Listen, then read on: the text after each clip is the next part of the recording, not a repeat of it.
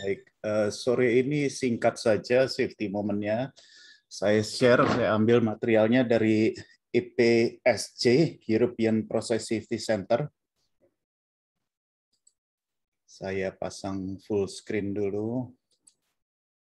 Baik, yang menjadi topik adalah pekerjaan yang salah tempat.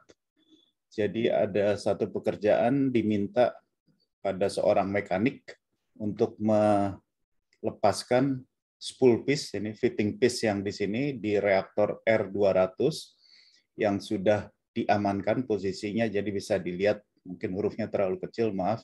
Tekanannya sudah 0, kemudian temperaturnya juga sudah temperatur normal 20 derajat Celcius. Jadi tugas dia adalah untuk melepaskan ini. Jadi reaktor tersebut sudah pada posisi yang aman untuk dikerjakan. Ternyata waktu di lapangan, mekanik tersebut malah menuju ke reaktor R100 yang ada di sebelahnya, yang seperti terlihat masih ada tekanan dan temperaturnya cukup tinggi, 130 derajat Celcius. Di dalamnya berisi bahan-bahan yang berbahaya dan proses sedang berlangsung. Jadi posisinya dia, kalau dilihat ada kata-kata floor itu, jadi dia di bawah lantai. Di semua yang di atas itu dia tidak bisa dilihat karena sedang tertutup lantai. Jadi ini bisa terjadi, bukan hanya kejadian ini saja, tapi juga beberapa kali pernah ada kejadian saat bekerja di peralatan yang salah. Beberapa hal yang menjadi catatan dari EPSC adalah mekanik dan juga kontraktor itu tidak paham, tidak mengenal dengan benar peralatan dan juga lokasi kerja. Jadi dengan mudah mereka bisa menuju ke tempat-tempat yang salah, bekerja di peralatan yang salah. Oleh sebab itu menjadi tugas dari bagian operasi, bagian yang bertanggung jawab untuk mengoperasi peralatan, untuk memberitahu orang-orang maintenance, pekerja maintenance dan kontraktor di mana peralatan tersebut berada. Dan ini biasanya yang jadi satu kelemahan yang cukup kuat di lapangan, kelemahan yang sering terjadi karena mereka menganggap lokasi kerja harusnya semua orang juga sudah mengenal gitu ya, sudah familiar. Kemudian juga instruksi kerja itu harus betul-betul dipahami oleh pekerja maintenance, pekerja mekanik, dan yakinkan bahwa flensa yang kritikal yang akan dibuka atau dilakukan pekerjaan itu dipasang label. Jadi ditandai bahwa ini yang harus dikerjakan untuk pekerjaan pada hari itu atau jam itu. Sehingga orang tidak bisa salah. Apalagi kalau bisa tidak memiliki pandangan langsung ke peralatan tersebut. Dan juga jangan mengandalkan pada hal-hal yang sifatnya administrasi, perencanaan kerja, permit to work, ya, karena itu bukan satu barir yang sangat kuat kalau di lapangan, sehingga orang bisa dengan mudah melakukan interpretasi sendiri, lalu menuju ke peralatan yang salah dan melakukan pekerjaan yang salah, sehingga bisa terjadi kecelakaan. Jadi keselamatan kerja untuk pekerjaan maintenance itu juga menjadi satu hal yang penting. Mungkin itu dari saya, Pak Edi. Terima kasih. Baik, terima kasih Pak Paul Wijaya atas penyampaian safety moment sore hari ini. Kita lanjutkan dengan acara pokok kita yang akan disampaikan oleh Pak Arnadi Subagio. Waktu kami persilakan. Terima kasih Pak Arnadi Subagio. Baik, terima kasih Pak Edi. Izin untuk lanjutkan ya ke acara momen. Terima kasih Pak Edi dan tim, Pak Paul Wijaya atas safety momennya, dan rekan-rekan peserta, Bapak Ibu sekalian untuk peserta webinar pada sore hari ini. Bismillahirrahmanirrahim. Assalamualaikum warahmatullahi wabarakatuh. Waalaikumsalam warahmatullahi wabarakatuh. Izin share screen ya, Pak Edi. Ya, silakan.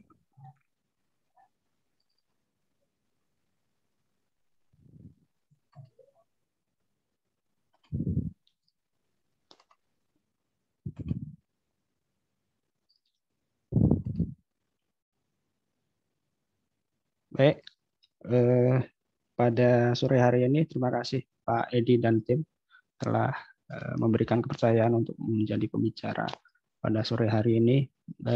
Pada sore hari ini sesuai dengan tema yang diberikan pada hari ini akan kita bahas mengenai work planning and controlling. Jadi yang dibahas pada sore hari ini rencana pekerjaan dan pengendalian kalau bahasa Indonesia pada tanggal 14 September 2021.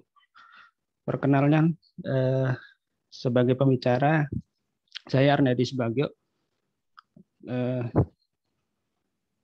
Kebetulan pada saat ini berdomisili sesuai dengan pekerjaan terakhir di Experian.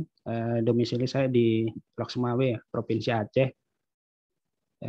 Mungkin Bapak Ibu sebagian sudah tahu juga yang salah satu kota di Aceh, Loksemawe. Sekitar kurang lebih berjarak sekitar 330 kilo dari Medan ya. Kalau dari Banda Aceh sekitar 270 kilo, sekitar 5-7 jam perjalanan. Untuk edukasian saya angkatan 2003, di lulusan dari teknisi KUGM. Kemudian experience saya di pengalaman pernah masuk di PLN tahun 2009 di Combined Cycle Power Plant Belawan, tepatnya Kota Medan, tahun 2009 sampai 2013. Kemudian di Belawan pernah sebagai teknisi kontrol instrumen, perencanaan dan evaluasi, kemudian perencanaan dan pengendalian pemeliharaan. Kemudian berlanjut ke Coal-Fired Steam Power Plant PLTUCF di Nagan Raya selama kurang lebih 3-4 tahun sebagai supervisor kontrol instrumen dan sebagai supervisor perencanaan dan pengendalian bidang pemeliharaan. Kemudian yang terakhir sampai sekarang 2019 sampai sekarang saya alhamdulillah sudah dipercayakan sebagai maintenance manager di pembangkitan Jabali. Jadi ini masih masuk PLN Group, tepatnya anak perusahaan PLN.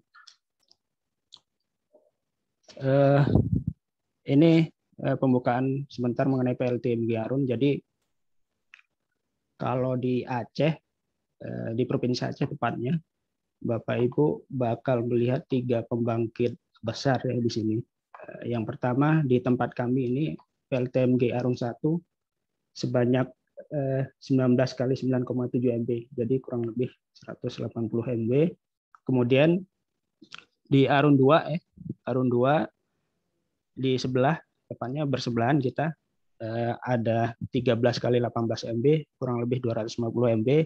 Satu lagi ini di pantai timurnya, pantai timur. Kemudian di sisi baratnya di sini ada PLTU Nagan Raya. Nagan Raya 2 kali 110 MB, PLTU CFB. Sebenarnya beban puncak kita support kurang lebih 35% Arun 1 di sistem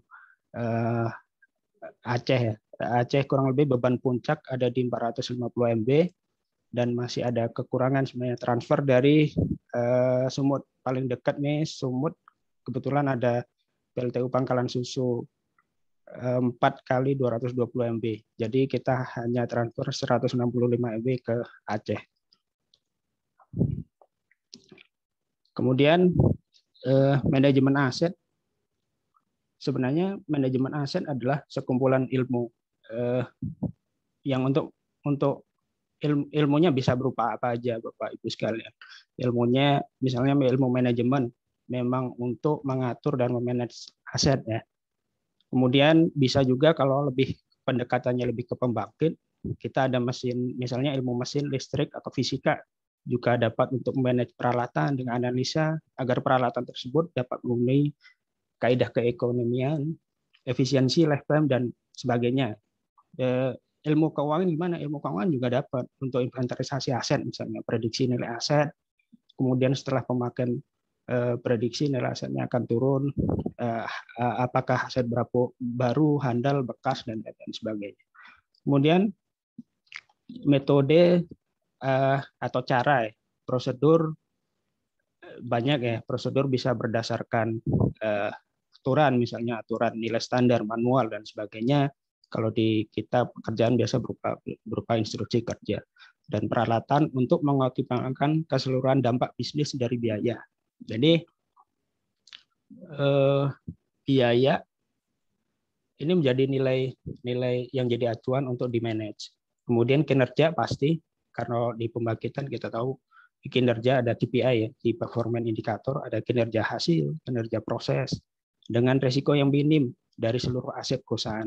Ini acuan dari John Woodhouse di UK 2001. Dengan kata lain, intinya ialah manajemen aset bisa juga disebut sebagai sebuah proses yang mengkonversikan aset menjadi hasil nyata. Jadi jenis-jenis aset apa aja sih? Aset itu ada 4 jenis ya. Yang pertama fisik yang kelihatan seperti mesin, bangunan. Ya, kalau di pembangkitan ada mesinnya. Kemudian ada bangunan, misalnya bangun admin, bangunan untuk control room, dan sebagainya, dan mesin itu sendiri. Kemudian yang kedua, pengetahuan, prosedur, seperti yang dijelaskan di atas. Kemudian knowledge, management, sistem informasi, dan IT. Kemudian human asset ini, human asset ialah perlunya orang. Orang jelas, kita perlu ya untuk organisasi, dia kalau di perusahaan apa aja sih bidangnya, keterampilan dia apa, basicnya apa, budaya, seperti kita di BUMN ada budaya, misalnya budaya akhlak, amanah, kompeten, harmonis, loyal, adaptif, kolaboratif, budaya-budaya yang memang bagus seperti GCG segala. Kemudian aset, modal uang, serta intangible artinya ialah citra perusahaan atau good governor. Jadi aset yang nggak berwujud, tidak mempunyai bentuk fixed. Misalnya contohnya kalau di perusahaan luar, Apple ya, jadi perusahaan teknologi yang terbesar di dunia, apa mereka rela untuk mengasih nama dan logonya kepada orang? Kan enggak. Jadi contohnya itu. Kemudian contoh intangible seperti hak cipta dan hak paten contohnya. Trademark, merek dagang atau logo yang dimiliki oleh sebuah bisnis. Kemudian dengan implementasi aset manajemen yang baik diharapkan kesiapan pembangkit akan naik. Kesiapan itu kalau di kita ada EAF kan. EAF ada contohnya misalnya availability factor. Jadi faktor equivalent availability factor, faktor ketersediaan pembangkit. Jadi pembangkit itu harus siap saat diminta. Gangguan akan turun, effort.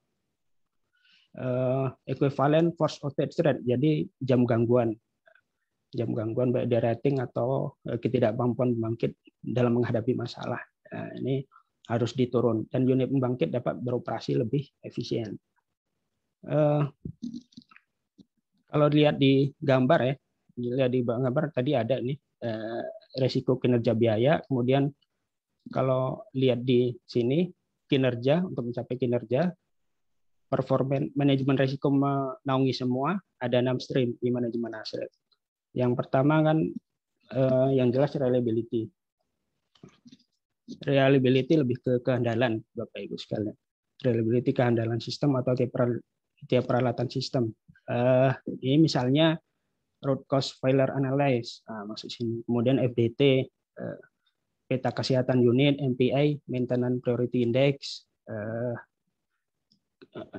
Kemudian peta kesehatan unit juga salah satu usaha-usaha yang dilakukan di reliability management. Nah, ini WPC, Work Planning and Control, lebih kita perjelas pada bahasan kali ini. Outage management ini lebih ke overhaul, periodik untuk pekerjaan-pekerjaan yang besar. Kemudian operation dalam mengoperasikan ini. Kemudian efisiensi manajemen, bagaimana kita mengefisiensi suatu peralatan atau pembangkit. Supply chain kita misalnya meliputi 3 hal biasa ini, gudang, kemudian prosesnya di inventory dan pengadaan. Nah, biasa proses di sini transaksi material atau jasa dan sebagainya. Kemudian yang menaungi semua ialah sistem manajemen mutu, lingkungan, SMK3. People dan work culture harus mendukung untuk sistem manajemen aset ini. Ini diagram, kita lihat diagram manajemen aset. Diagram manajemen aset, bagaimana kita memahami antara bisnis praktis dan KPI, Key Performance Indicator. Jadi kinerja hasil, KPI, kemudian kinerja proses, maturity level. Maturity kan tingkat kematangan. Jadi misalnya ada berada di titik A. Nah, titik A ini kita lihat proses maturity-nya masih sedang, biasa-biasa aja, level 2. Tapi kok kinerja hasilnya bagus. Kita berproses biasa aja, tapi hasilnya bagus. Jadi kemungkinan ada ada dua kemungkinan, yaitu keberuntungan, ada kalanya organisasi mampu mencapai kinerja yang baik tinggi, meskipun usaha yang dilakukan tidak banyak karena adanya faktor keberuntungan. Kemudian yang kedua, ada orang hebat. Ada orang hebat yang memang kita akui lah di suatu organisasi. Ada orang yang lebih punya kemampuan, jadi kalau nggak ada orang itu, kita agak malas gitu. Itu biasa di organisasi. Jadi paling ideal tuh proses bagus dan kinerja hasilnya bagus. Kemudian gimana kalau yang di titik B, maturity bisnisnya dalam level baik, 4 ya, 4. Kemudian tapi hasilnya masih kurang. Nah, hasilnya kok masih jelek nih. Apa sih yang kurang? Bisa masalah teknis, peralatan misalnya lifetime-nya atau aging ya, aging penuaan dini. Kemudian kendala manajemen atau non teknis. Seperti contohnya masalah teknis ini bisa bermacam-macam, bisa hidden failure ya, kayak kerusakan yang tersembunyi, baik desain, material, komponen, kemudian pada saat pembangunan juga bisa, pada saat proyek awal ya, pengendalian kualitas, instalasi jelek dan sebagainya. Yang kedua bisa infant mortality, artinya tidak mencapai lifetime, rusak atau mati sebelum waktunya. Kemudian aging, penuaan dini. Penuaan dini bisa berapa faktor. Program OM yang jelek, misalnya prosedurnya jelek, tekniknya tidak sesuai, kendala manajemen atau non teknis, keputusan manajemen yang jelek, bisa juga birokrasi yang panjang, anggaran terbatas, atau masalah terkait dengan human capital atau organization. Ini yang kita masuk ke proses bisnis pembangkitan. Jadi kalau kami sebut biasanya OME, Operation, Maintenance, dan Engineering. Ini maintenance misalnya, ini lebih ke bidang-bidang tertentu. Pemeliharaan kita mengidentifikasi pekerjaan, merencanakan, kemudian misalnya merencanakan apa sih? Merencanakan yang buat preventive maintenance, kalender PM, schedule-nya kapan, terus manpower-nya berapa, kita eksekusi, kita cek tren. Jadi ini saling berkolaborasi. Ini kalau gangguan banyak, kita serahkan ke engineering untuk dianalisis, solution, improve, reverse engineering, capital project, dan sebagainya. Kemudian yang garda depannya di operasi. Merencanakan, biasa kita ada rencana operasi tahunan, kemudian kita eksekusi sesuai rencananya, kita cek tren, kita laporkan jika ada gangguan-gangguan, dan kita jadikan feedback. Kemudian kebutuhan jika ada kebutuhan tetap disupport dari SDM, keuangan, K3, auditor, pengadaan, dan sebagainya. Kita tuangkan dalam kebutuhan rencana kerja dan anggaran perusahaan. Terus kita masukkan juga ke strategic plan, bisa berupa rencana 3 tahunan, 5 tahunan, dan sebagainya.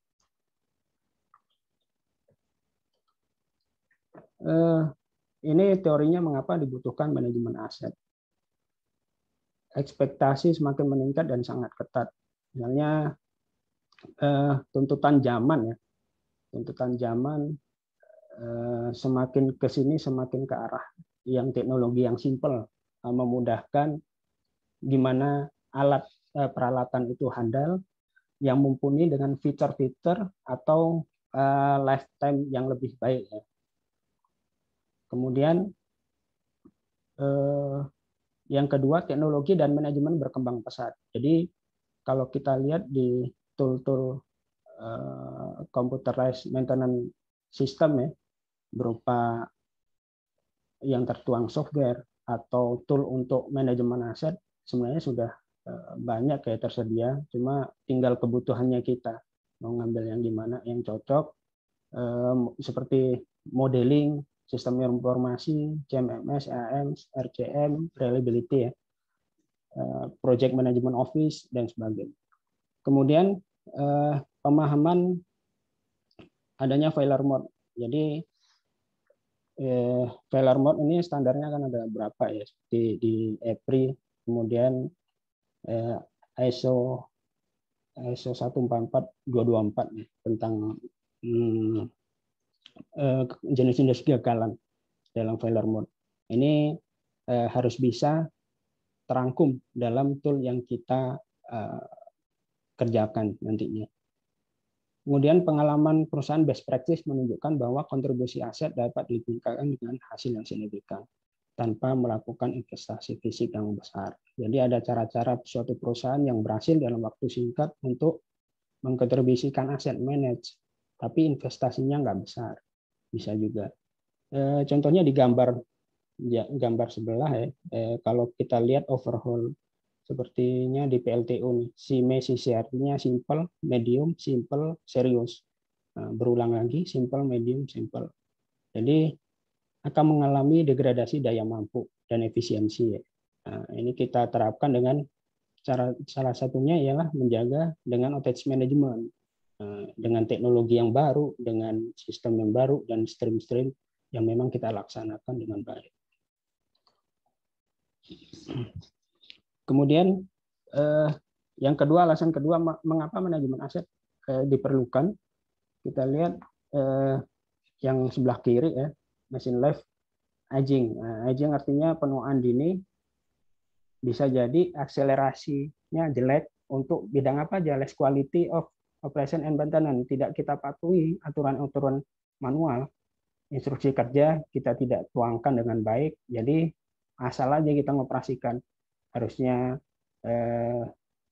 kita ngoperasikan, misalnya ngoperasikan motor A dengan 2 kali sehari, kita operasikan hanya 1 kali. Jadi ada hal-hal yang di luar lifetime-nya, lebih cepat rusak.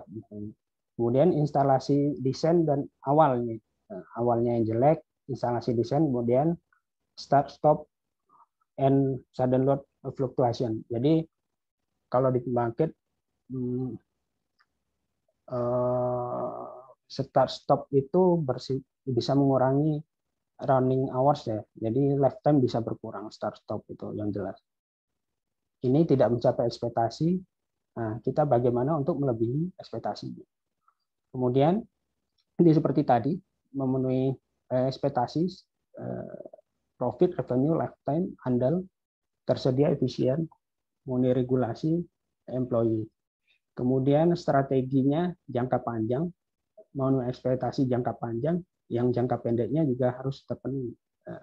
Jadi manajemen aset pada intinya ada 6 tadi stream: operasi, pemeliharaan, engineering, reliability tadi, supply chain, efisiensi, termaktub dalam RKAP, dan jangka panjang.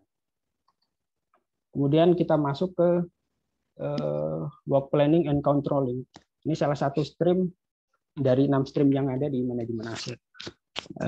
Mungkin nanti bisa saya contohkan nanti yang kami kerjakan di sini ya, memakai tool, salah satu tool yang berfungsi untuk mengendalikan pemeliharaan. Work planning and control merupakan proses bisnis pada bidang pemeliharaan, operasi pemeliharaan. WPC manajemen digunakan untuk memastikan pekerjaan direncanakan, dijalankan, dikendalikan. Jadi dibutuhkan manajemen kerja yang sistematis, menganut pola plan, do, check, action (PDCA), menekankan pada optimalisasi peran fungsi perencanaan dan pengendalian baik daily, weekly, monthly planning, annual, untuk memastikan bahwa seluruh program kerja telah direncanakan, dijalankan, evaluasi, dikendalikan, sehingga memenuhi kaidah manajemen yang baik. Hal-hal yang mencakup itu apa aja sih? Nah, sebagian kecil ya, kita misalkan laporan kegagalan kerusakan. Nah, ini dari operasi garda terdepan untuk mengoperasikan unit, peralatan, dan sebagainya, ialah perlu untuk laporan kegagalan kerusakan. Jadi misalnya kalau di kita ada istilah SR, Service Request, atau LS, Incident Log Sheet, hampir sama jenisnya. Yang penting merupakan laporan dari operasional. Kemudian perbaikan oleh operator, post line maintenance, ini karena garda terdepan merupakan penegak operasional di unit, maka dia harus bisa melakukan post line maintenance. Jadi pada umumnya hanya 3M, membersihkan, melumasi, tapi bisa beralih ke hal-hal yang kita sepakati bersama untuk maintenance. Kemudian perbaikan darurat, jika unit atau peralatan mengalami, kita sampai mengalami kerugian seperti trip unit, derating, kurang dari yang kita targetkan, bisa berupa perbaikan darurat pada saat itu. Kemudian perencanaan penjadwalan banyak, Pak, bisa harian, bisa mingguan, bisa bulanan, dan sebagainya. Baik pada pekerjaan normal, urgen, maupun emergensi. Kemudian pengecekan oleh operator ini dibagi dalam shift yang jelas. Mereka melakukan pengecekan dan catatan pada indikasi-indikasi yang dikerjakan. Kemudian preventif, taktikal, sesuai dengan periodenya. Kemudian prediktif, ini lebih ke teknologi ya, bagaimana memprediksi sebuah peralatan terhadap ketahanan lifetime-nya, bisa berupa termografi, vibrasi, dan sebagainya. Kemudian perbaikan oleh unit hard, perbaikan kontraktor, bisa juga pihak ketiga. Overhaul, korektif, bersifat breakdown ya, breakdown jika ada gangguan baru kita kerjakan. Kemudian identifikasi kesempatan optimasi pemeliharaan. Jadi gimana cara optimasi pemeliharaan yang baik kualitas, kuantitasnya. Optimasi pemeliharaan hampir sama. Jadi setelah dikerjakan kita jamin bahwa hasil yang dikerjakan itu kualitas, berkualitas baik, tidak terjadi kerusakan yang berulang. Pemantauan kinerja terhadap target, kemudian manajemen perubahan. Untuk alur proses pemeliharaan, untuk yang plan, preventif, prediktif, dan proaktif atau reaktif non emergency. Jadi ini preventif biasanya semuanya harus kita definisikan kerjanya. Jadi mau berapa frekuensinya, misalnya 1 minggu sekali, berapa manpower-nya, job task-nya gimana, kemudian peralatannya yang mau dikerjakan apa, lokasinya di mana, safety-nya gimana, harus didefinisikan. Kemudian perencanaan kerja kita jadwalkan, kita eksekusi. Jadi eksekusi bisa berupa apa aja ya, bisa berupa baik yang terencana atau enggak ya. Rencana atau enggak, emergency atau schedule break juga bisa bersifat korektif. Korektif juga bisa. Kemudian kita close kalau pekerjaan selesai, kemudian kita analisa.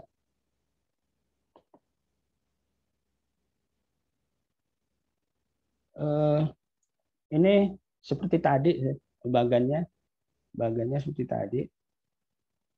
Ini garis besar pekerjaan apa sih kita yang proses yang harus kita penuhi dalam pada proses manajemen work planning and control. Jadi misalnya input perencanaan, inputnya berupa apa aja? Inputnya bisa jadwal, laporan prediktif, kemudian outstanding, work order, backlog. Nanti mungkin lebih kelihatan nanti kalau kita praktekin ya. Kemudian permintaan operasi, histori pemeliharaan, dan prinsip-prinsip BPC. Identifikasinya rencananya bisa berapa? Rencana harian yang dikerjakan harian.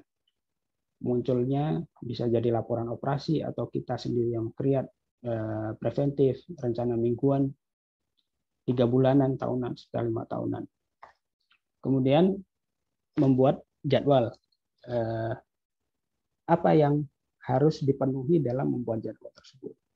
Kebutuhan resort, spare part, misalnya support, equipment, people, orang, waktu yang dibutuhkan untuk memenuhi atau menyelesaikan job tersebut.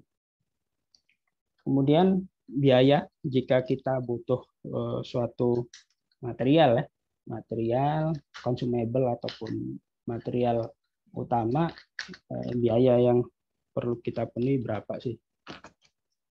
Kemudian identifikasi jangka panjang material. Jadi biasa kita di RKAP juga bisa. Penggunaan CMMS kita menggunakan tool di sini.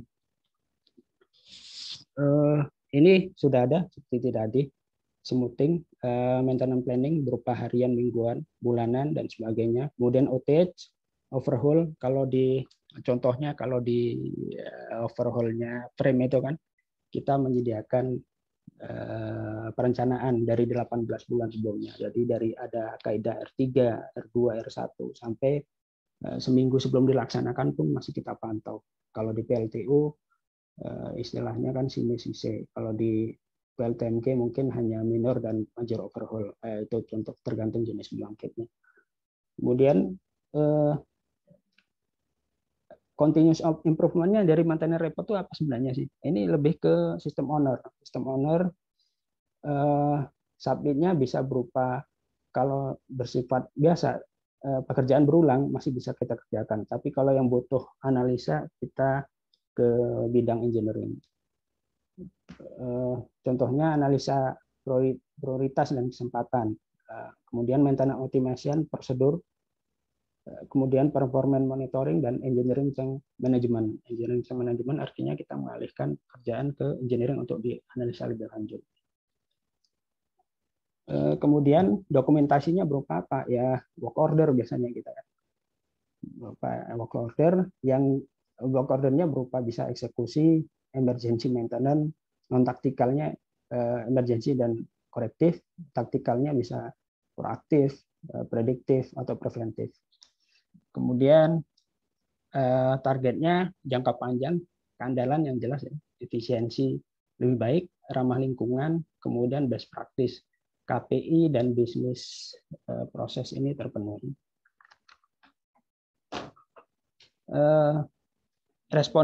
Responnya apa? Ya semua bidang lah menurut bidang dari pimpinan tertinggi hingga ke bidang yang pendukung.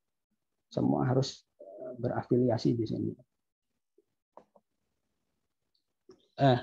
Contohnya ini dalam pendeskripsian suatu pekerjaan, misalnya lampu ini, lampu asetnya berupa apa? Equipment reference. Equipment reference ini berupa bisa part number atau kode dan sebagainya di dalam sistem. Kemudian Philips 50 watt bayonet malfitting. Location harus jelas juga. Ticket hall, canary, workstation. Jadi harus jelas di mana dipasang. Kemudian functional location juga harus jelas. Kemudian job plan-nya berupa manpower yang diperlukan 1 electrical, materialnya 1, kemudian toolnya step ladder. Nah ini tasnya apa sih? Matikan elektrik, kemudian remove yang lama, insert yang baru, hidupkan lagi. Jadi PM-nya apa sih? Nah, PM-nya berupa tahunan, preventif. Kemudian di generate. Jadi kita generate, setelah pasang baru kita generate PM-nya. Periodik untuk penggantian bulb atau lampu. Lokasinya ini, equipment-nya ini, kodenya, labornya 1 elektrik, materialnya ini, tasnya ini. Nah, jadi ini merupakan sekumpulan work order yang telah lengkap. Jadi ada mengandung informasi-informasi yang jelas untuk dilaksanakan oleh eksekutor nantinya. Reservasinya di gudang biasanya. Material satu kemudian diisut PO. Nah, PO permintaan lagi setelah diambil kan barangnya butuh misalnya kita pengadaan kembali. Kemudian lanjut untuk secara garis besarnya untuk kegiatan harian. Contohnya kegiatan harian. Service request ini masukan dari operator, kemudian penjadwalan, dijadwalkan kapan akan dikerjakan, berapa jam operasinya, kemudian kita eksekusi. Ini merupakan turunan dari yang tadi, tapi hanya sebagian kecil aja. Ini yang misalnya penjadwalan untuk harian apa aja sih yang harus termaktub di dalam work order pekerjaan pemeliharaan, job safety analysis, checklist prosedur dan sebagainya, IKA. Jadi IKA instruksi kerja, job scope safety, misalnya dia harus bekerja apakah di pekerjaan tegangan tinggi, pekerjaan di daerah panas, pekerjaan di dalam hot work misalnya, kan safety-nya harus jelas, safety permit-nya. Kemudian special tool di lingkup dimasukkan, start finish date ini baru perencanaan. Kemudian post maintenance artinya pekerjaan setelah pemeliharaan, kita bisa testing dan sebagainya, dibantu oleh operator misalnya. Special seal atau man hours, jadi skill-nya ini tergantung, biasa ada yang junior, ada yang senior ya. Kita deskripsi junior senior bisa masing-masing, bisa dari pengalaman bisa atau dari background pendidikan juga bisa. Jadi berapa yang dibutuhkan orang, man hours, dan jam yang diperlukan. Kemudian primary part yang diperlukan dalam pekerjaan pemeliharaan apa aja. Kemudian repair history. Jadi history berupa log file ya, dikumpul di dalam satu work order menjadi acuan. Bisa jadi acuan pekerjaan berikutnya atau analisa selanjutnya. Nah, ini kita masuk ke WPC CMMS Tools. Jadi salah satu tool yang kita perlukan di sini ialah untuk memudahkan bagaimana WPC itu bekerja sesuai yang kita jelaskan tadi.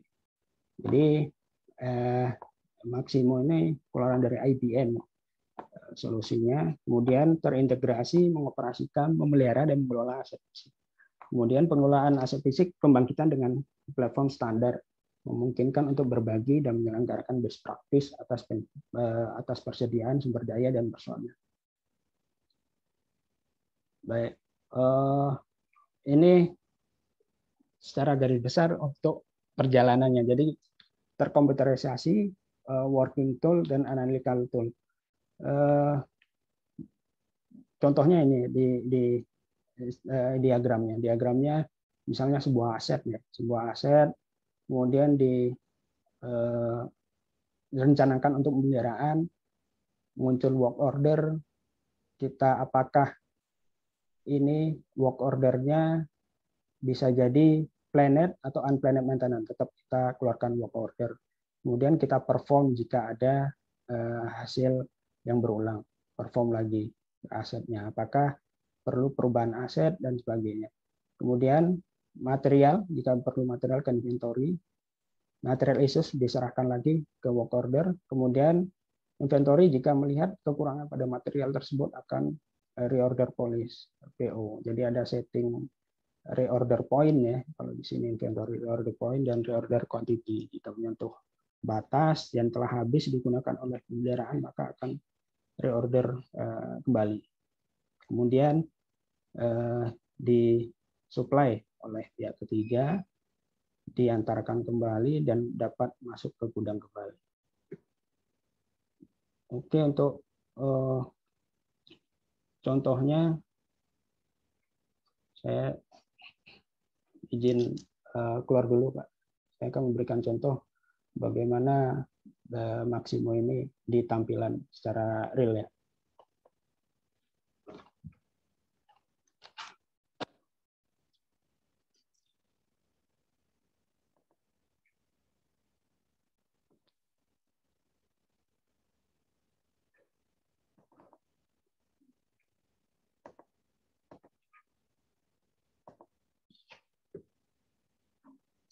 Oke, Bapak Ibu sekalian, ini adalah tampilan Maximo dari IBM yang kita gunakan.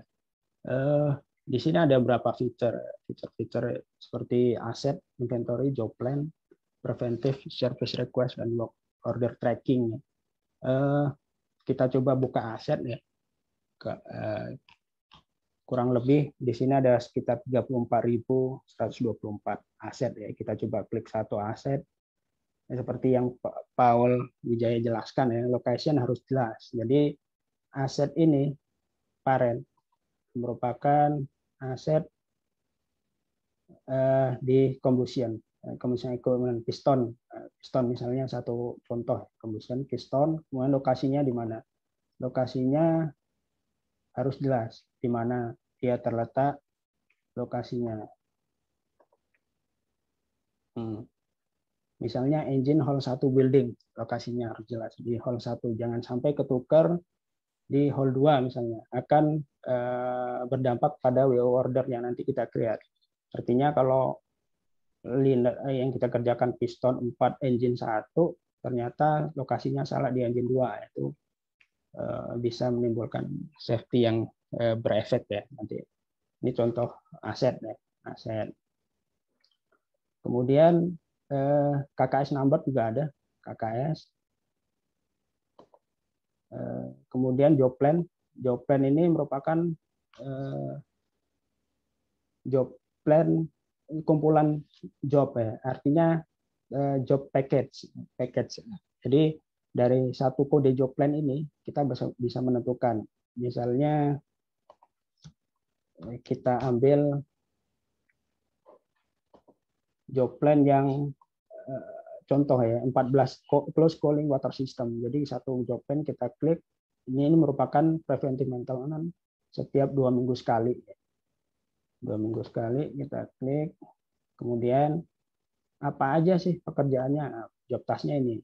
Kelengkapan APD, airplug, masker dan sebagainya, siapkan tool, baca IKA, langkah pekerjaan sesuai dengan IKA, kemudian post maintenance-nya, cek kebersihan peralatan, catat semua parameter, dan apabila tidak normal pada lampiran di kolom keterangan. Itu contohnya. Kemudian yang diperlukan apa? Manpower-nya juniornya 1 selama 30 menit, kemudian seniornya 1 selama 30 menit. Jadi ada 2 orang yang bekerja di sini. Jika Anda memerlukan material, tuliskan di sini. Atau tool, tuliskan di sini. Jadi durasinya pada satu pekerjaan ini ialah 8 jam. Kemudian misalnya ada preventif. Nah, ini preventif maintenance yang kita kerjakan. Misalnya ini ya, preventifnya. Ini kurang lengkap ya.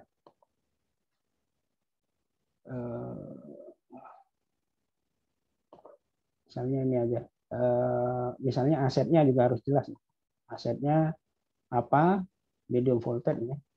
Asetnya common medium voltage distribution board 1. Kemudian work type-nya PM, waiting schedule, artinya menunggu schedule pada saat berikutnya. Frekuensinya berapa sih? Frekuensinya setiap 28 hari. Jadi dia tiap otomatis 28 hari akan muncul untuk mengingatkan di-create sebagai preventive maintenance. Kemudian service request ini merupakan masukan dari operator, bisa berupa laporan untuk CM, korektif ini masuk ke kita tindak lanjuti, dan FLN, post line maintenance, ini merupakan operator yang mengerjakan secara individual. Kemudian work order yang kita kerjakan, contohnya apa aja sih? Contohnya misalnya overhaul turbo charge. Ini harus jelas nih, work order, namanya apa, dan dia pekerjaannya apa saja. Dismantling, remove, strip, fit, inspect the bearing, inspect and clean the nozzle and rebuild. Kemudian targetnya kapan sih? Target target ini merupakan target dari operator biasanya. Kemudian schedule kita rencanakan dan aktualnya merupakan aktual yang dikerjakan oleh si eksekutor. Jadi aktual tertera di sini. Nah, ini setelah dikerjakan apa aja sih labornya, siapa namanya juga bisa muncul harusnya. Itu gambaran sedikit. Kemudian masih ada waktu ya, dikit lagi. Saya share lagi materi tadi.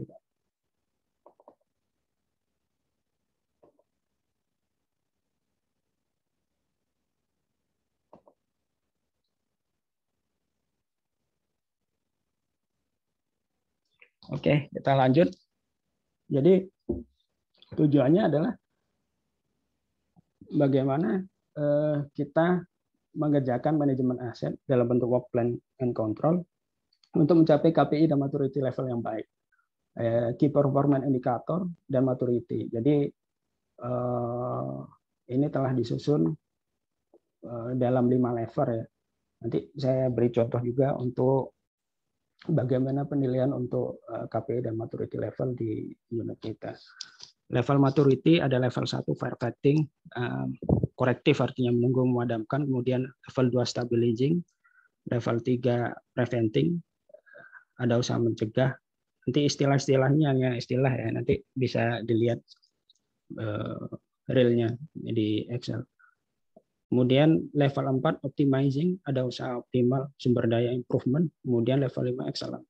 Jadi paling tinggi 5 ya. Bisa 1 sampai 5 untuk maturity level. Tingkat kematangan untuk work plan and control. Ini izin saya beri contoh lagi. Baik, bagaimana ini diatur dalam sebuah tingkat kematangan, maturity level, dan KPI, Key Performance Indicator. Jadi ada 5 maturity area sebenarnya. Preventive, maintenance planning, maintenance scheduling, kemudian maintenance execution, maintenance control, preventive sama juga 5. Nah, misalnya area maturity, kita ada berapa sub area, kita berikan nilai dengan bobot-bobot yang telah diberikan.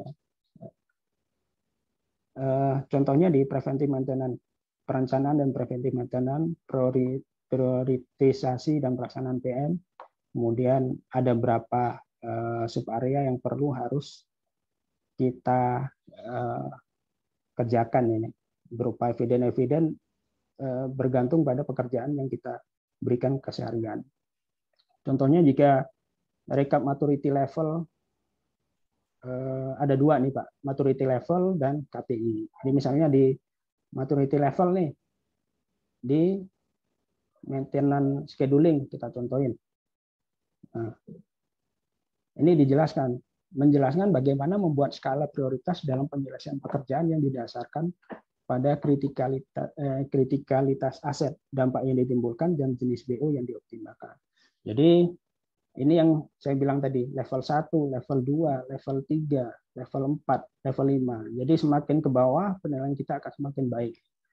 Nah, jadi kalau misalnya level 1, dia hanya prioritas penjawaban pekerjaan paling banyak didasarkan pada komplain bidang produksi. Jadi kita tahu ya produksi cuma ngomong aja, lapor ada kerusakan, kita langsung kerjakan. Nah, sesuai dengan cuma gitu aja. Tetapi kalau level 3 misalnya, udah ada metode baku dalam menentukan prioritas. Jadi di pekerjaan kita paham prioritasnya apa dulu nih. Kalau normal bisa kita kerjakan 2 minggu nantinya. Kemudian kalau urgent dalam 7 hari bisa kita kerjakan. Namun tidak konsisten. Nah, masih dilakukan oleh supervisor pemeliharaan yang menentukan prioritas. Harusnya kan dari bidang operasi. Nah, level 5-nya gimana? Didasarkan pada kritikalitas aset. Jadi kalau di reliability kita kan kenal maintenance priority index, yang paling tinggi adalah aset-aset yang kritikal, atau kalau di SCM ya, supply chain management, kita paham sebagai ABC analisis. Jadi ada suatu peralatan yang kritikal bisa berdampak pada derating atau trip engine, ya, misalnya trip unit. Itu kita dahulukan. Penjadwalan itu memang berdasarkan data-data yang sudah baku, artinya dampak yang ditimbulkan, dampak ini nggak melulu soal teknis, ya, bisa jadi ke K3 atau lingkungan, non sosial juga bisa, dan jenis BO yang diketahui secara simultan. Itu contoh satu untuk maturity level.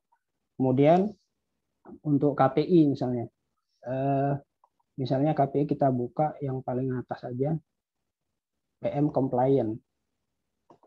Nah, di sini ada penjelasannya. PM compliant adalah pekerjaan preventive maintenance yang selesai atau close tepat waktu, actual finish dalam rank schedule start dan schedule. Lengkap data, kemudian realisasi juga tersebut dibandingkan dengan total jumlah pekerjaan preventive close. Jadi kita ini merupakan hitungan. Jadi kalau misalnya kita rencana nih dalam 1 minggu ada 50 PM, yang balik cuma 30, berarti 30 per 50.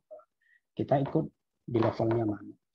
Itu contoh dari penilaian untuk work planning and control management maturity level, baik maturity level atau key performance indicator. Izin Pak untuk balik lagi.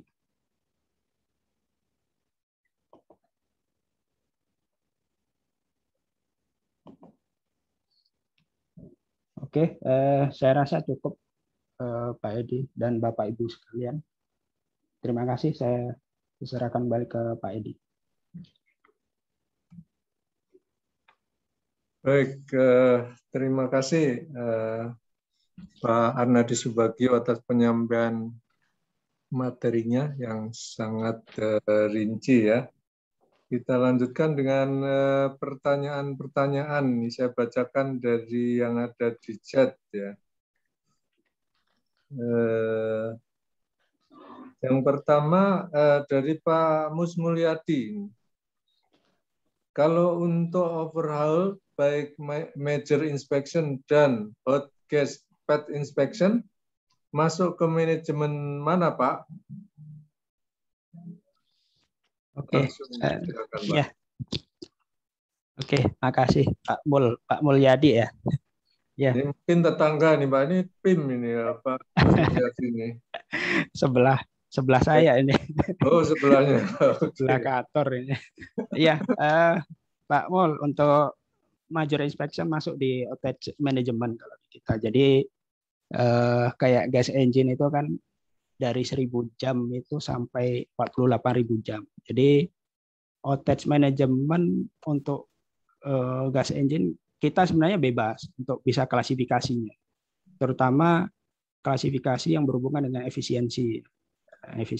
Jika berpengaruh ke efisiensi, maka serahkan ke outage management. Kalau di kita contohnya di 8.000, 12.000, dan 16.000 jam. Tapi kalau yang kecil-kecil cukup di perencanaan dan pengendalian harian aja. Itu aja sih, Pak. Makasih. Baik, berikutnya dari Pak Rio Arif. Mohon izin bertanya, Pak. Nah, ini 2 pertanyaan. Satu,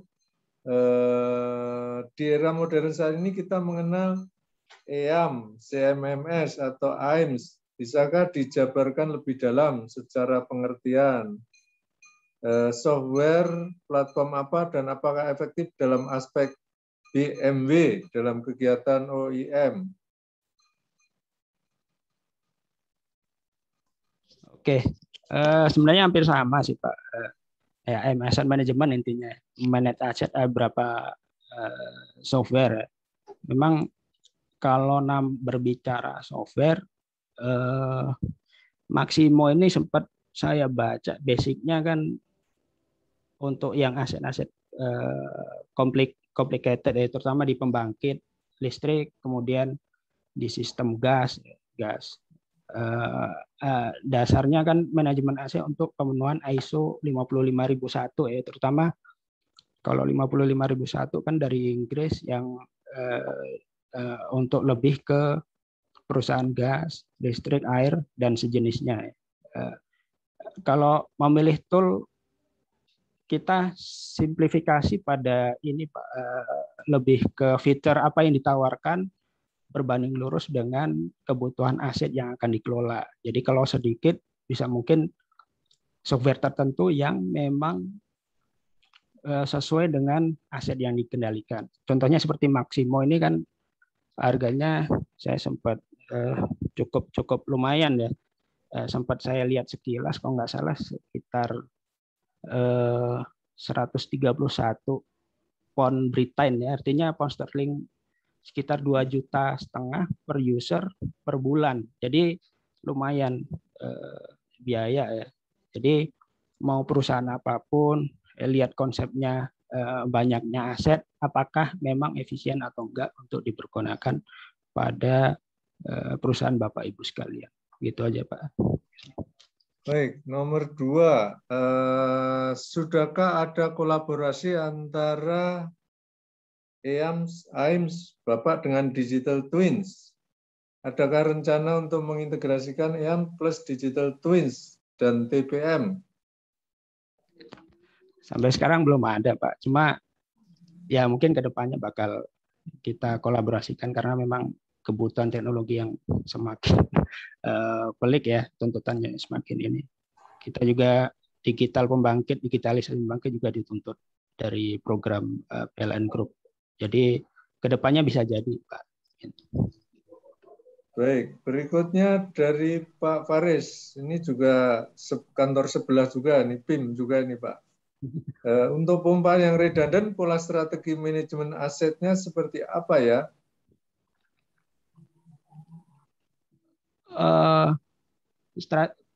Redundant ya, artinya kalau redundant kan bisa jadi operasional bersifat, kalau dikontrol kan bersifat bisa master slave atau bergantian ya.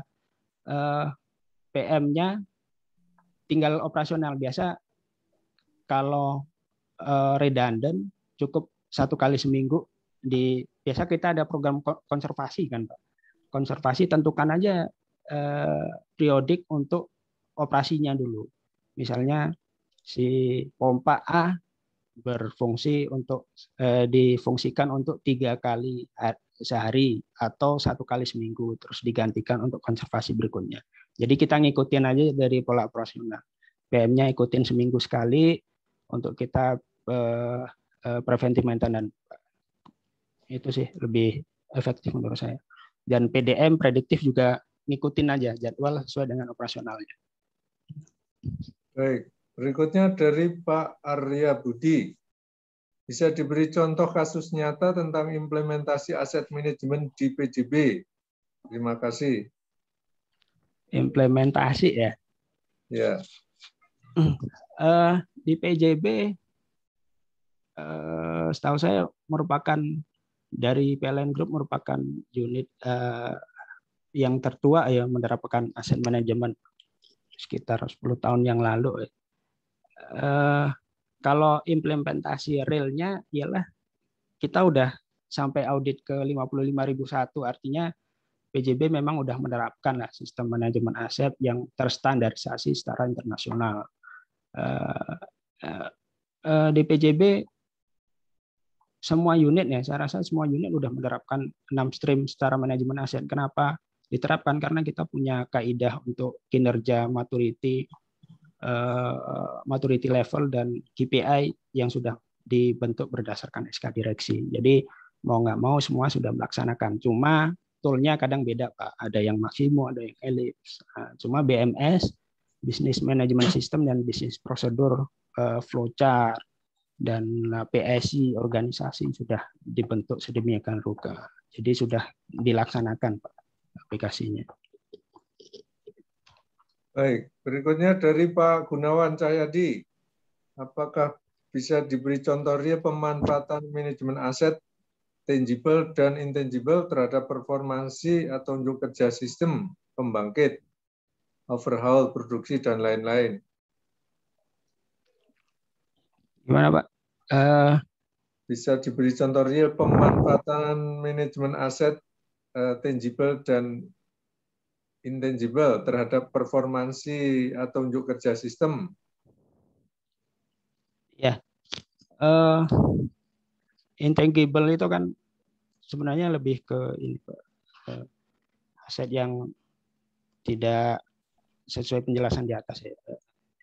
Intangible sesuai misalnya aset yang nggak berwujud ya, tidak menyebut fixed. Kalau yang nggak berwujud ini contohnya memanage untuk lebih ke ini sih Pak, logo misalnya, hak paten dan sebagainya. Tapi memang ke arah situ contohnya hanya manage untuk dalam bentuk misalnya perusahaan besar, suatu perusahaan besar, teknologi terbesar di dunia, bermain dengan misalnya logo ya, logo bagaimana memanage bahwa Apple ini punya gambaran loh, sistem operasionalnya begini ya. Misalnya di saya PJB terkenal dengan logonya bahwa aset manajemen terbaik, misalnya aset manajemen, kita lebih menjual nama secara praktis ke sekarang juga udah ada PJB Akses ya. Jadi Bapak Ibu bisa lihat. Jadi karena kita bisa menjual nama, maka orang bisa belajar manajemen aset itu yang gimana sih, mau lebih dalam bagaimana cara meng-create maturity level, KPI dan sebagainya. Prosedur sampai ke teknik juga bisa kita share gitu loh dengan nama yang besar itu. Itu contoh, satu contoh aja Pak, gambaran saya loh. Baik, berikutnya metode dan rumusan apa saja yang biasa digunakan untuk penentuan nilai harapan suatu sistem berunjuk kerja baik? Oke. Suatu kerja yang jelas kalau di suatu kerja yang pertama dari segi operasional ya tidak ada gangguan, lifetime memenuhi. Kemudian kalau dari segi kita kan tiga ya, dari sisi operasi, maintenance sama engineering ya, saling berkolaborasi. Kalau operasi kan ada kelainan berdasarkan apa dulu? Berdasarkan suara, berdasarkan misalnya dari temperatur dan sebagainya. Kedua dari maintenance mungkin dari segi ini aja WO kualitas, WO rework, artinya pekerjaan itu nggak akan berulang pada komponen yang sama. Jangankan equipment, komponen yang sama aja nggak boleh. Sensor rusak 2 kali berarti kita perlu memperbaiki optimalisasi frekuensi, kuantitas dan kualitasnya. Kemudian kualitas material juga bisa Bapak. Jadi sensor termokopel misalnya dalam bekerja yang panas misalnya perlu kita modifikasi menjadi Inconel 600 misalnya tahan yang panas. Jadi kita acuannya juga bisa jadi kekuatan material. Yang ketiga dari engineering, dari jenis critical asset. Jadi misalnya aset yang kritikal kita optimalisasi supaya tidak terjadi gangguan lebih utama. Jadi optimalisasinya berbentuk apa? Bisa teknologi owner. Owner bisa membuat termografi, analisa, prediksi awal, kemudian dari vibrasi, memakai melihat komponen di dalam boroskop dan lain-lain. Banyak faktor menurut saya untuk ini memanjangkan suatu aset. Baik. Berikutnya dari Pak Rio Arif. Izin bertanya kembali Pak, WPC ini secara prinsip apakah sama dengan WBS, RBS, atau schedule proyek? Apakah ada levelnya? Level apa paling tinggi dan apa saja parameter dia bisa disebut sebagai WPC paling tinggi atau akurat? Baik Pak. WBS kan work breakdown structure ya, lebih ke project management office, lebih ke suatu pekerjaan project. Streamnya menurut saya lebih cocok ke outage ya kalau WBS, karena dia mendetailkan pekerjaan yang job task-nya lebih detail daripada WPC, Pak. Tapi secara garis besar memang kalau di BBS itu perlu mendefinisikan perencanaan yang akurat. Jadi kalau di stream OT kita 18 bulan sebelumnya perlu membreakdown semua pekerjaan-pekerjaan yang memang dibutuhkan, baik kerjaan standar maupun kerjaan yang berupa hasil analisa atau reverse engineering. Lebih detail lah. Menurut saya beda-beda stream. Kalau memang lebih cocok BBS lebih ke OTS management, Pak. Baik, berikutnya dari Pak Gunawan Cahyadi. Bagaimana mengkuantifikasi aset-aset yang intangible ke dalam perhitungan nyata kinerja sistem? Aset. Untuk menghitung aset sebenarnya ya untuk penentuan aset pada awal biasanya sih saya belum dapat gambaran nih kalau intangible. Tapi untuk inventarisasi aset dari awal biasanya misalnya pada saat project ada berapa aset ya, 6 triliun ya. Misalnya 6 triliun, kemudian setelah berapa tahun biasanya kita perhitungkan ada penurunan kualitas. Peralatan biasanya kan ada penurunan peralatan yang habis repair. Kita akan menentukan sendiri nilai-nilai aset itu berdasarkan nilai akuntansi. Gitu Pak. Tapi di kami memang belum sampai ke arah situ Pak. Jadi aset itu hanya aset yang memang bekas dan aset baru. Gitu Pak. Baik. Dari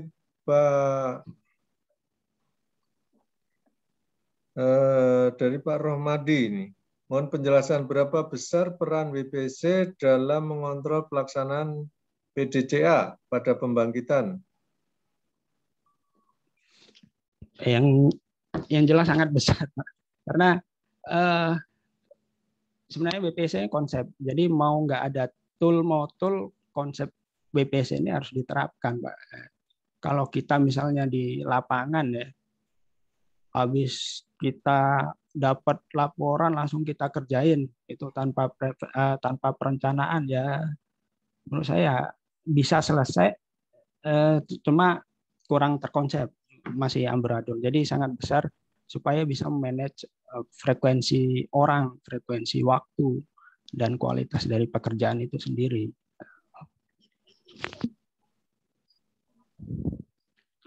Baik, berikutnya dari Pak Edi Kurniawan. Izin bertanya, kadang-kadang dari mesin pembangkit timbul kebisingan dan getaran yang berdampak pada warga setempat, misalnya ketidaknyamanan bangunan rumah retak dan rusak, dan lain-lain. Kira-kira apa penyebabnya?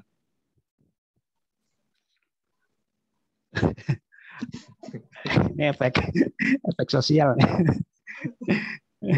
Oke, saya bantu jawab. Kalau banyak faktor sih Pak. Kalau kebisingan itu bisa jadi pas project awal juga bisa.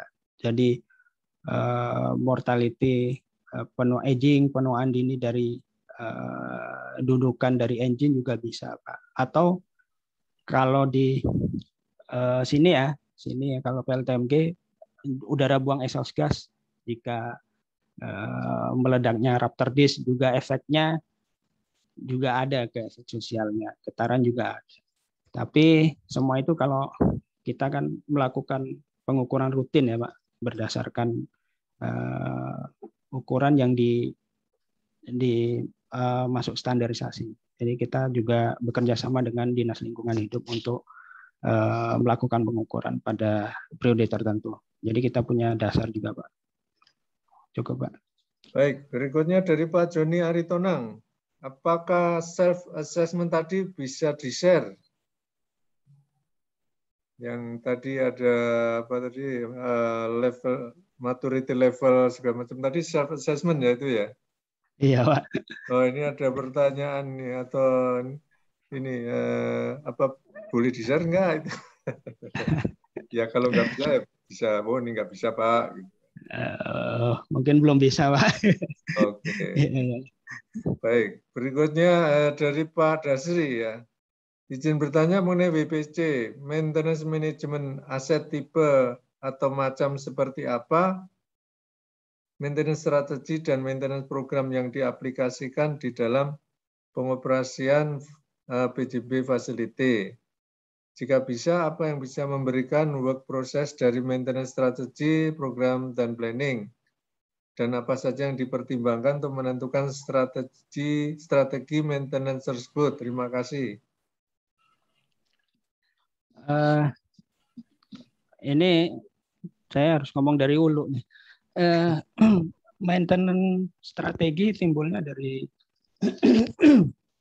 maaf, maintenance strategi berdasarkan penentuan aset dulu Pak, aset, kemudian kita bisa berstrategi berdasarkan kritikal juga bisa Pak. Jadi apakah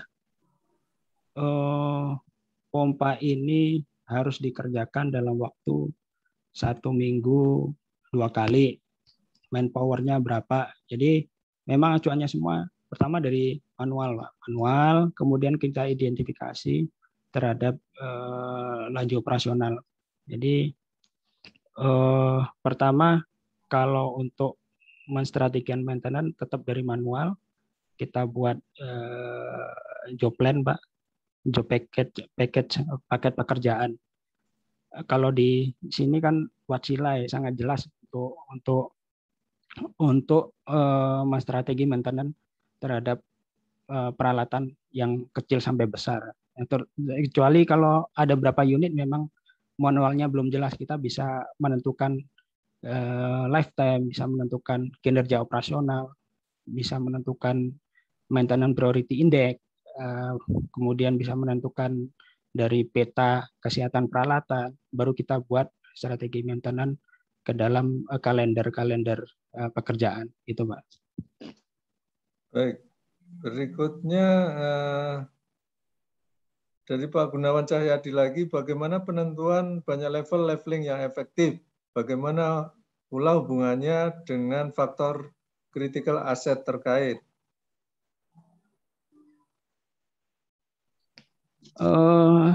Manajemen aset setahu saya kan timbulnya dari acuannya dari buku ya, maintenance asset work planning. Ada buku maintenance planning and schedule handbook ya, dari Richard D. Palmer. Itu kurang lebih hampir 1000-an halaman. Saya pikir acuannya tetap dari situ. Kemudian dari PJB memang sudah menentukan level-level yang paling ideal untuk menjalankan suatu aset. Memang dari awal kita biasa ya perfecting, dari awal kita desain berdiri biasa lah dari perfecting, kemudian di sini udah mulai ke arah preventing level 3 ke arah 4. Artinya memang suatu WPC butuh waktu ya, suatu manajemen butuh waktu yang cukup panjang untuk membudayakan kualitasnya. Itu sih Pak. Baik. Berikutnya dari Pak Ramadhani Ikhlasul Amal. Apa penggunaan Microsoft Project berpengaruh dalam work planning controlling?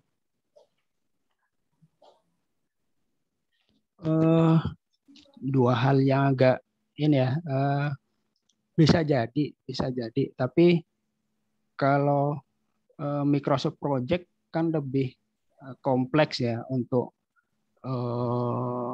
work breakdown schedule ya, lebih ke definisi schedule, lebih ke pekerjaan list task ya, list task. Kalau sedangkan WPC ini kan sifatnya harian, lebih simplifikasi ya, lebih simpel lah menurut saya. Tapi karena termasuk dalam tool, dia gampang digunakan. Jadi project management bisa jadi kalau di kami ya tetap work ordernya tipenya kan banyak Pak, tipenya bisa overhaul. Nah jadi tetap diperlukan juga project Microsoft Project itu untuk penjadwalan untuk perencanaan mendukung dalam work order-nya OH gitu Pak, saling berkaitan. Baik, berikutnya dari Pak Nuri A. Najib.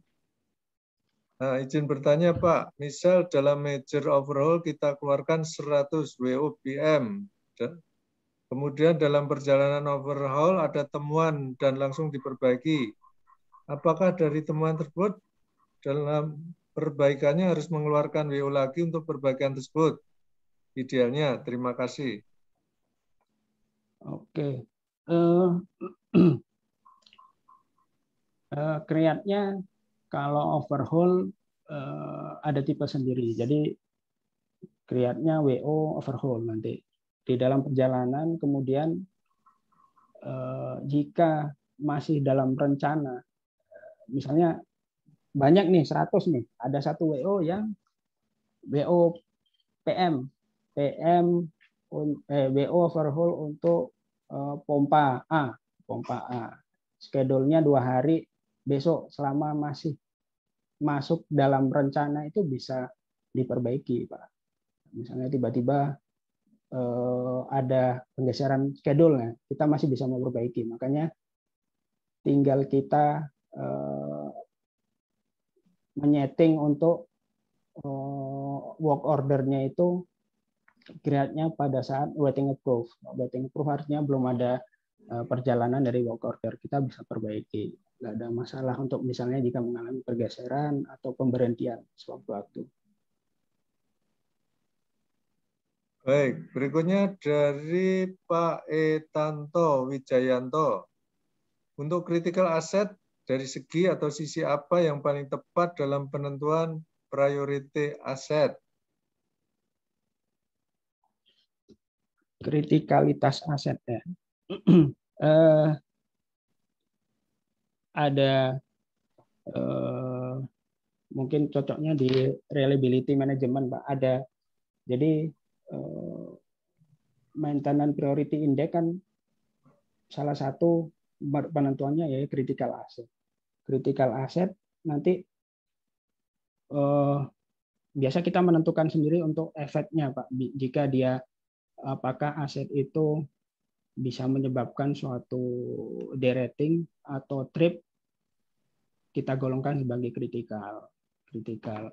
Kemudian yang kedua, kalau itu dari sisi teknis ya. Kedua bisa jadi critical asset juga bisa jadi pengadaannya yang susah, sulit, dan pengadaannya butuh waktu lama.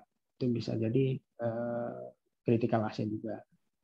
Di ABC analysis mungkin lebih bisa juga Bapak perpakai critical asset, pengadaan yang panjang, kemudian pengadaan panjang, harganya mahal dan sebagainya, bisa jadi acuan dari critical asset itu sendiri.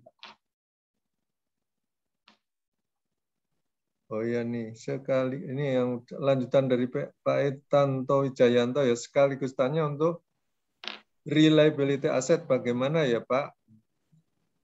Ini tadi. Oh, reliability asset ya. Ya. Reliability asset masuk ke reliability management di engineering Pak. Jadi kalau reliabilitas kan suatu cara untuk membuat baik strategi ataupun perubahan aset biar handal ya menurut saya. Kalau di kami aset yang reliability management terdiri atas dua dari sistem owner prediktif dengan teknologi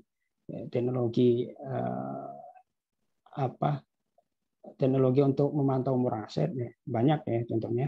Kemudian dari sistem owner itu membuat bisa berupa peta kesehatan unit, NPI, kemudian FMEA, bisa berupa RCFA. Itu secara garis besar, Pak. Baik, berikutnya dari Pak Muhammad Hilal. Mohon izin bertanya, apakah WPC ini juga mengkalkulasi estimasi biaya secara rinci dari 0 hours hingga rentang end of project, misalnya sampai 5 tahun. Dan bagaimana simulasinya untuk penentuan repair option sehingga didapatkan biaya yang efektif dan efisien. Oke, saya pikir mungkin fiturnya ada, Pak, tapi kami belum ke arah situ. Biaya yang dikenakan pada saat ini hanyalah biaya preventif yang dikenakan diambil pada saat pekerjaan. Preventif misalnya mengambil oli, misalnya oli, pengisian oli, kita kenakan biaya pada saat nilai barunya. Korektif juga gitu. Jadi analisanya hanya biaya, misalnya biaya nilai baru pada saat pekerjaan preventif atau korektif. Kalau untuk biaya repair, saya pikir dari akuntansi yang bisa menentukan suatu biaya repairing peralatan nilainya biasanya ya di pasaran kan sampai 30% ya nilai dari nilai baru. Kita perlu tentukan sendiri, Pak, dibantu akuntansi. Kemudian nilai aset ini mungkin nilai aset yang akan berkurang panjang ini perhitungannya. Sebenarnya harus ngitung nilai aset, kemudian biaya, kalau di WPC ada biaya ini pemeliharaan, itu rasionya aja, rasionya. Tapi kalau secara jangka panjang misalnya pembangkit dalam 30 tahun 6T, kita punya modal nih bangun pembangkit 6T, efisien nggak? Kita kan harus menghitung IRR-nya ya, program-program itu. Nah, itu lebih ke investasi-investasi, Pak, sama biaya ini keluarkan secara keseluruhan. Itu agak lebih kompleksitas lagi gitu. Baik, berikutnya dari Pak Sando Frederick. Untuk overhaul engine ini RH bagaimana step manajemennya? Overhaul engine, ya, itu masuk ke stream outage, Mbak. Kalau di gambarannya, kalau di PLTU RH-nya 8.000, Pak. 8.000 jam itu masuk simple. Beda-beda tergantung jenis pembangkitnya. Kalau ini berdasarkan manual aja. Kalau PLTMG kan ada yang dual fuel, ada yang gas. Kita termasuk gas. Jadi gas itu overhaul-nya di kelipatan 16.000 jam. Untuk konsep berapa jamnya, yang pertama manual jelas atau best practice dari pembangkit lain. Yang ketiga bisa juga kita tentukan sendiri, Pak. Kayak pembangkit CFB dalam tanda kutip Cina ya. Kalau kita ikut CIME-CIC 8.000 jam ya betul, Pak. Artinya kita harus menentukan kayak boiler inspection, penggantian nozzle tiap 3 bulan, itu kita bisa menentukan sendiri. Nah, kita konsep dalam perencanaan outage itu. Baik, berikutnya dari Pak Agung Supriyanto. Apakah saat ini sudah menerapkan strategi predictive maintenance dengan machine learning, IoT, sehingga dapat diketahui kegagalan sejak dini? Secara IT belum, Pak. Untuk teknologi owner yang kita punyai masih bersifat mobil. Berapa contohnya memang kita punya matriks PDM ya, pengukuran dalam jangka waktu tertentu. Contoh-contohnya yang kita punya itu masih termografi, kemudian vibrasi, MCSA, dan mungkin itu aja sih, Pak, secara resmi. Baik. Berikutnya dari Pak Dasri. Lanjut bertanya, saat ini PJB menerapkan ISO apa ya Pak untuk manajemen aset dan SOP seperti apa yang digunakan di WPC? Dan siapakah yang melakukan audit internal baik internal maupun eksternal? Mohon pencerahannya. Terima kasih. Ya, PJB saya udah sampai berapa ya? 55.001 tahun 2015, tapi memang belum semua unit, Pak. Termasuk Arun ini kemarin baru berapa ya, 2 minggu yang lalu apa kita diaudit Pak, audit saya lupa itu auditnya dari eksternal kita belum melangkah itu 55.000 rencana di tahun depan, tapi secara korporat PJB sudah menerapkan di 55.000. Itu bagian PJB pusat yang menerapkan bagian mutu Pak. Terima kasih. Baik, berikutnya dari Pak Gunawan Cahyadi lagi nih, tokoh atau personil siapa saja yang berperan penting dalam implementasi konsep manajemen mutu ini? Apa dan di mana saja kontribusi mereka itu? Baik Pak. Yang jelas harus si pimpinan tertinggi harus mendukung dulu Pak, dukung untuk manajemen aset. Manajemen aset. Cuma faktor kuncinya ada di bidang-bidang tertentu kayak maintenance itu kuncinya di Rendalhar, perencanaan dan pengendalian pemeliharaan. Kemudian di engineering faktor kuncinya ada di system owner, prediktif itu berperan penting. Kemudian yang di operasional di Rendal Ops, perencanaan dan pengendalian operasional. Itu yang memegang kunci-kunci stream pada bidang-bidang yang sangat signifikan untuk aset manajemen, Pak. Tapi yang jelas semua harus kontribusi karena semua harus sama-sama mau kan menjalankan bisnis prosedur dan manajemen sistem WPC ini. Baik. Berikutnya dari Pak Gutus Nirwanto. Apakah ada tools yang berlisensi free open source yang biasa dipergunakan? Oh, untuk ini saya belum dapat menemukan Pak open source. Biasanya teman-teman kalau gitu masih create pakai Excel atau yang simple pakai Excel dan berapa produk-produk yang mereka generalisasi menyerupai konsep-konsep bisnis prosedur dan manajemen sistem di WPC ya. Kalau yang udah tool saya rasa belum menemukan dan masih berbayar. Baik, berikutnya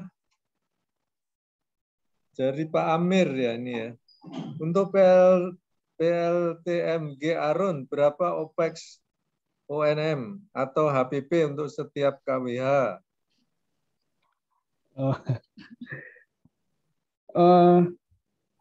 Kalau HPP yang memegang pusat Pak, karena kebetulan kita konsepnya di sini aset manajemen kontrak. Jadi AMC kita lebih ke operasional dan maintenance di unit sini. Gitu Pak.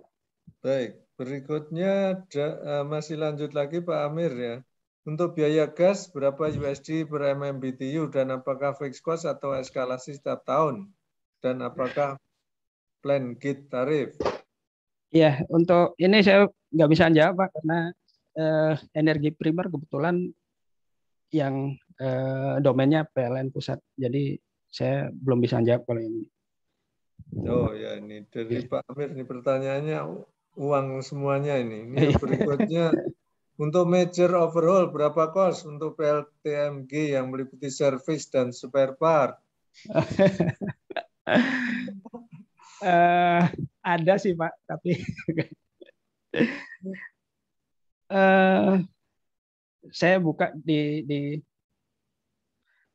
harga dari ini aja ya, Wacila OM itu sekitar berapa ya? Per engine-nya sekitar hampir 10 M ya. Per engine. Itu Pak. Oh. Padahal ada berapa engine ini Pak di Nah, itu. Saya ini acuan harganya dari OEM. Nah, ini nggak salah saya ngasih harga nanti. Pertanyaan yang ada di chat room sudah habis. Barangkali ada yang mau disampaikan langsung atau mau nambah. Ini waktunya masih ada lumayan. Kalau ada yang mau bertanya langsung, silakan. Atau kalau mau tetap menuliskan di chat room atau chat box, silakan juga. Ditunggu.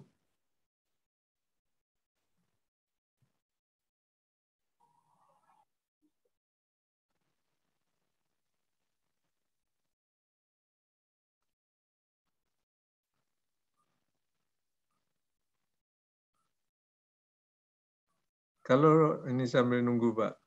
Kalau di Arun ini yang instrumentasi, instrumen kontrol engineer-nya berapa orang nih, Pak? Supervisornya 1, staffnya ada 8, Mbak. 8 ya? Iya. Oh, ada juga yang dari teknik fisika nih, Pak, di antara 8 tambah 1 supervisor. Ada supervisornya itu dari ITS. Oh, iya makanya nanti kan saya minta tolong nih tolong, gitu kan. Siap. Ini sambil ini kan siap. menanyakan. Oke, makasih Jago Pak itu, Pak. Ernadi. Ya. Pak Edi, selamat sore, Pak. Ya, selamat sore. Ya, silakan. Maaf, Pak, ada satu pertanyaan saya belum kejawab tuh, Pak, ya, tentang tingkat pendidikan, Pak. Formal, ya. informal, non-formal yang ada di perusahaan pemateri untuk menjalankan konsep ini, ya, Pak. silakan ditanyakan langsung. Soalnya ini tadi ada yang menjawab juga kan ini, Pak. Jadi lewati aja nih. Tapi kalau Pak Gunawan Cahyadi mau menyampaikan, silakan sampaikan aja Iya, nih, saya Pak. pengen tahu aja, Pak, tingkat pendidikan seberapa jauh, Pak, yang ya, mungkin profil ininya, Pak, profil pendidikan dari personil-personil yang di Arun ini, Pak, betul. ditanyakan oleh Pak Gunawan nih. Betul, mungkin tingkat D3 berapa persennya, Pak, ya, D4 berapa, S0 berapa, S1, S2, S3 gitu, Pak, ya. Atau mungkin hanya lulusan cukup SD, SMP yang udah bisa calistung dengan baik, literasi kuantifikasi yang baik begitu, Pak. Atau harus SMA ke atas gitu, Pak. Itu, Pak. Maaf, Pak. Itu agak siap, Pak. Ingin tahu, Pak. Terima kasih, Pak. Iya, terima kasih Pak Gunawan ya. Kalau di aset manajemen ya jujur, kalau di kami untuk menuangkan konsep ini key personnya minimal D3, Pak. Seperti di rencana pengendalian pembiayaan karena dia harus paham bisa ngelit teman-teman yang lain konsep manajemen bisnis dan prosedur. Kemudian itu di perencana pengendalian, artinya dia megang BPC seperti di stream outage juga D3 ya. Di operation management pengendali key personnya juga D3 minimal. Kecuali di eksekutornya. Jadi nanti misalnya eksekutor di lapangan bisa jadi hanya 1 D3 yang lain SMA. Jadi kami misalnya bidang instrumen nih ada supervisornya S1, kemudian stafnya ada 8, 1 D3 yang lain SMA gitu Pak, ada yang leading. Kalau kami susunannya begitu Pak. Cuma untuk key person kita memakai minimal D3 semua. Itu Pak Gunawan. Baik Pak, terima kasih Pak atas informasinya Pak. Terima kasih Pak. Oh ya, baik, terima kasih Pak. Oh ini ada ini dari Pak Sirjon Paseru. Izin bertanya Pak, sebelum BPC diterapkan, apakah penentuan cost per equipment ditentukan? Kalau ditentukan formulanya seperti apa ya Pak? Terima kasih. Oh, enggak sih Pak, enggak cost ya. Cost itu kan tiba-tiba udah ada ya, Jadi itu kan kalau penentuan cost enggaknya itu pada saat awal aja, awal untuk menentukan suatu punya modal berapa, kualitasnya gimana, setelah ada yang kita klasifikasikan justru asetnya, nggak sampai cost. Asetnya dari sistem apa sampai ke komponen apa, komponennya berapa. Jadi itu yang kita mitigasi awalnya, yang paling awal. Kemudian barulah masuk ke tiap peralatan, perlakuan peralatan, perlakuan komponen. Itu sampai ke detail-detailnya nanti. Itu, Pak. Baik. Masih ada lagi pertanyaan? Pak Edi, izin bertanya? Waduh, ini ada Pak Jundika ini. Silakan ini Pak. Ya, ini tanya teman lama ini, Pak. Oh, teman ini ya. Aduh, silakan. Waduh, nanya ini Prof. Enggak susah kok, Pak. Oke, Mas Arnadi, jadi kan sekarang ini ya, beberapa perusahaan itu kan lebih memilih untuk menyewa daripada membeli ya untuk sebuah aset itu. Seperti contohnya di perusahaan kami, bukan perusahaan kami, di grup kami itu untuk pompa-pompa besar itu sekarang mereka tidak membeli sebagai aset, jadi lebih menyewa gitu, menyewa selama jangka waktu tertentu,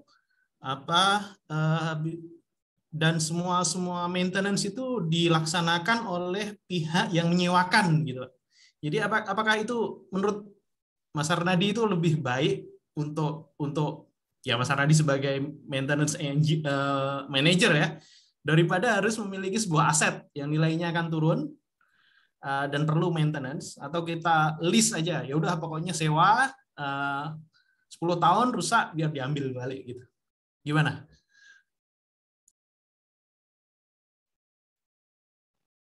Bentar ya.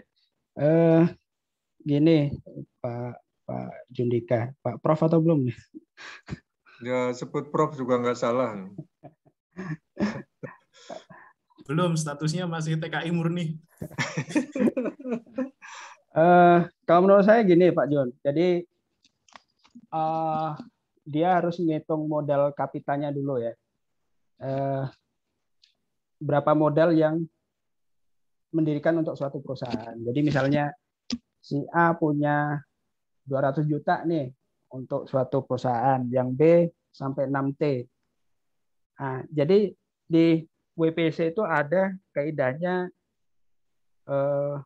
rasio maintenance cost dengan replacement asset value. Jadi penjelasannya rasio yang membandingkan plan total maintenance cost, baik material, jasa, baik yang kita kerjakan, kita beli, atau dari pihak ketiga dengan plan nilai aset pada tahun yang sama. Jadi sebenarnya kalau dia plan total maintenance cost-nya masih di atas 7% dari rasio asetnya, dari nilai aset, makanya masih jelek. Artinya total nilai uang kita yang kita keluarkan masih berbanding standarnya masih fair valuing. Bagusnya di mana? Kalau kita hitung biaya maintenance, biaya jasa itu di bawah 2,5% dari nilai aset pada suatu perusahaan. Itu tapi optimalnya biasa 3-5%. Itu udah berarti artinya kita bisa ngambil keputusan bahwa itu disewakan aja, kita sewa, kita bayar orangnya, itu nilainya masih 3-5% dari aset, artinya kita masih preventing, ada inilah, udah lumayan optimal. Itu mungkin referensinya ada di ini Pak, di Maintenance and Reliability Best Practice di Industrial Press yang nulis Bulati Rames ya tahun 2009. Itu salah satu acuan ya. Saya bisa bantunya gitu Pak. Terima kasih Mas. Siap. Oke, wah ini saya jadi teringat sama Pak Jundika nih. Kabarnya baik-baik saja ya nih Pak Jun ini. Baik Pak. Oke, masih ada lagi yang ingin bertanya langsung?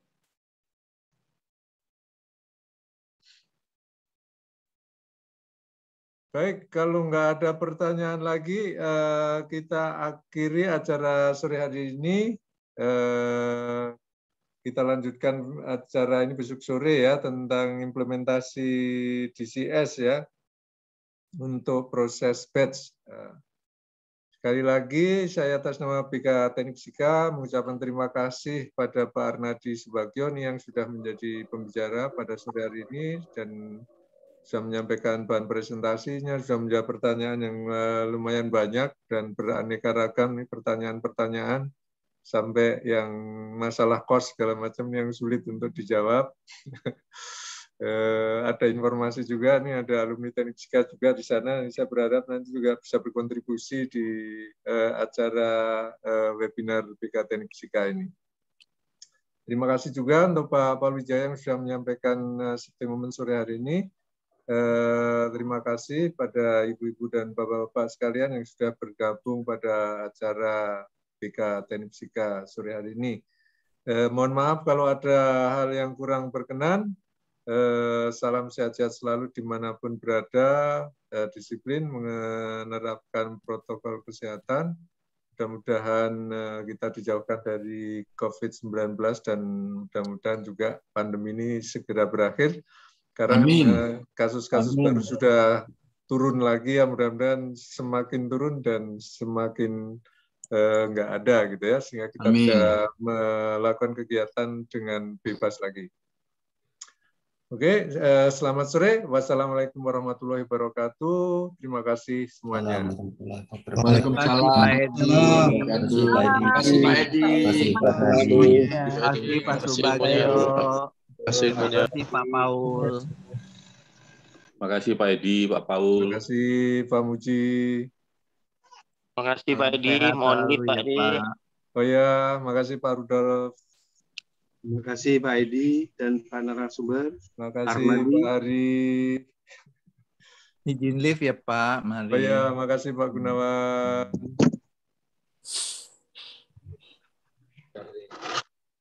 Terima kasih semuanya. Sampai ketemu lagi. Terima kasih Pak Edi. Terima kasih Pak Joko.